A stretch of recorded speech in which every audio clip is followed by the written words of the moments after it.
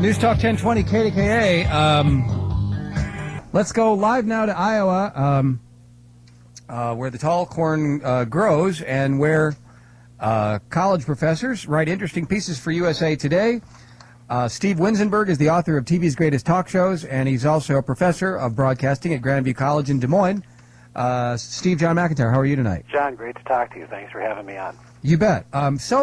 You're a little skeptical of Katie Couric's ability to, I guess, be as credible as she needs to be, or be as talented as she needs to be, or why don't I let you talk? Well, I've studied talk shows for 15 years. I've written the book TV's Greatest Talk Shows. I also teach a college class on TV talk shows, believe it or not. And we've had lots of discussions about Katie Couric taking over the CBS Evening News job, and I know of virtually no one who thinks this is a good idea. The only people I ever hear who think this is a good idea are the news bigwigs, and that's because Katie Couric's going to probably make them a lot of money and pump up some of the ratings temporarily. But the average person thinks this is a mistake because she was great as a morning show host. There's no doubt about it. But whenever she's tried to get into serious journalism, her numbers go down. The Today Show's ratings went down when they tried to make her more serious. Her personal Q popularity scores went down dramatically. It's to the point now where she's actually got a lower popularity score than her competition does. Any of the women on the competing shows actually score higher in popularity than Katie Couric does. So the move is not necessarily great for those of us that are viewers, but for CBS and for Katie Couric personally, it's a super move. Well, but if it's a good move for CBS, that would mean that a lot of people would watch her. If she's and that's what's going to happen at first. They're going to get big numbers at first, absolutely. Okay, but you're suggesting in the long run those numbers may not hold. You've got it, because that's what history shows us. There have been only 4 female evening news anchors, counting Katie Couric, and 2 of them will be on competing against each other. Elizabeth Vargas on ABC, Katie Couric on CBS. The only other 2 have been Barbara Walters and Connie Chung. They both lasted about 1.5 to 2 years each. Their numbers temporarily went up at first, then they dramatically dropped after a couple of months, and they actually brought in fewer viewers than before the women went on the air with those newscasts. So history shows us that women actually bring the numbers down. This has been true for ABC Evening News, by the way. Elizabeth Vargas started, they had a nice couple of weeks, and then the ratings went down. Well, I'm going to disagree with you, although I really don't think this topic matters that much, even though I'm interested in it, if you know what I mean. So it's not like a shouting, yelling, screaming disagreement. But I think she's got good skills, and that most of it's prompter reading, and that she has enough ad-libbing ability to handle the big crisis when it comes, although I grant you... Give me some examples of where she has done a solo handling of a crisis. I don't know, but I know she's ad-libbed her face off over the years on the Today Show. But that's all it's been with a partner, and there's what you've got to remember. What my article in USA Today very clearly states is she's great at working with a partner, but she is not tested as a solo ad-libber. I agree she's not tested, but I think if you can ad-lib, you can ad-lib, and if you can't, you can't. Well, get into the TV business, and you probably find out that it's a lot easier when you've got somebody else there to bounce things off of than when you're sitting in a studio by yourself for 4 hours trying to do war coverage. I understand. I'm in the radio business now. I was in the TV business till very recently. I had my own cable talk show here for 7 years. Do you understand? I was a news anchor, sometimes paired with people, sometimes solo at several cities around the country. So I'm not completely ignorant. I mean, don't get me wrong. I've heard. Essentially, you're taking the media side, which is exactly the point of my article. That people in the media think this is a great idea. People on the street think it's a bad idea. I don't know. I mean, my mother didn't have an opinion one way or the other. She was just like, "What do you think?" I don't know. And everybody knows Katie. And I think one of the reasons that the female anchors have failed, at least on the major network level so far, is that the pairings were horrible. They had horrible chemistry. Barbara Walters, as you know, I agree. Harry didn't want Barbara, and I know Rather didn't want Connie Chung. Yeah, you're right about that. Katie Couric is untested as a solo anchor. I agree. And everybody I talk to says she's cute in the morning and perky. And then for about a year and a half, she tried to get super serious. If you remember, she tried real hard to be a serious interviewer, ask really tough questions of major political figures. And it didn't work. Her numbers went down. People didn't like it. See, and that I have a feeling that's going to happen on the evening news, too. Yeah, I mean, I certainly grant that it's very possible that there'll be an initial novelty factor and everybody will tune in and then they just won't care and they'll tune back out. But I think Elizabeth Vargas doesn't seem to me to have the chops that Katie Couric has, for example. Well, she certainly doesn't have the long-term experience. She isn't as old. I mean, that's part of it. But Elizabeth Vargas did do morning television as well. You know, she was doing morning news as well. So I just think in general, if you look at the history of television, transitioning from mornings to evenings, women don't do well. And we can go straight through every single woman that's tried. Men have no problem, with Tom Brokaw being the primary example. But, of course, Walter Cronkite used to host a morning show. Mike Wallace did, Harry Reasoner. All the great names in TV news history started in the mornings, moved to evenings, had no problem if they were male.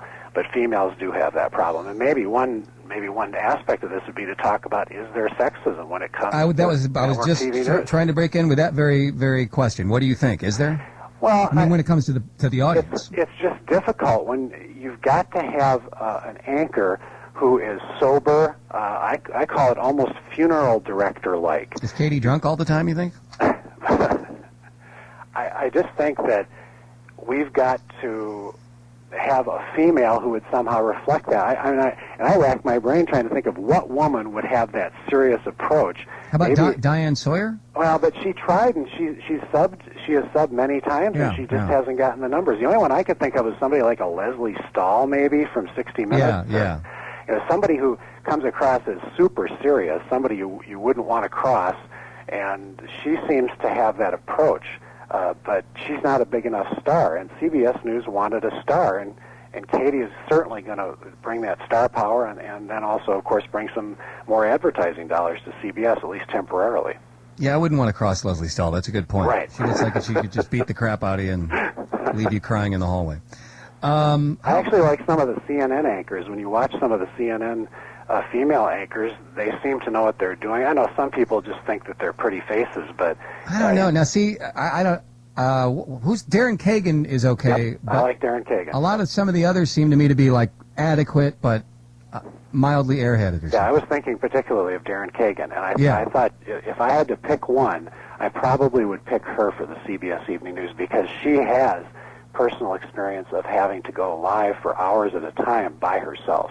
But she was going out with Rush Limbaugh, and that just the disgusting factor makes me. I mean, I know what you mean. She does a good job, but although I heard she broke up with Rush Limbaugh. Did you hear that? I had never even heard that she was going. Really? With No, seriously, I'm not kidding you. Apparently, that would probably keep her out of the running then, right there. Yeah, right, exactly. That's just whatever. So, what do you think about this? I do. I am a fan of hers. I think she's got good ad-libbing ability.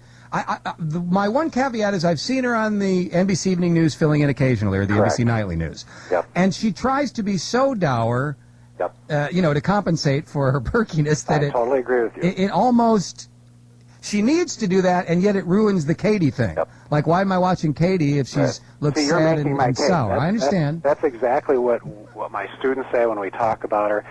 When she has subbed on the evening news on NBC, she just tries too hard. But what I'm hoping is that after a few weeks on CBS, she'll somehow find her voice. But I think that's what she did even on her own morning show, on the Today Show. She tried to get super serious for a while, and people just wouldn't buy it.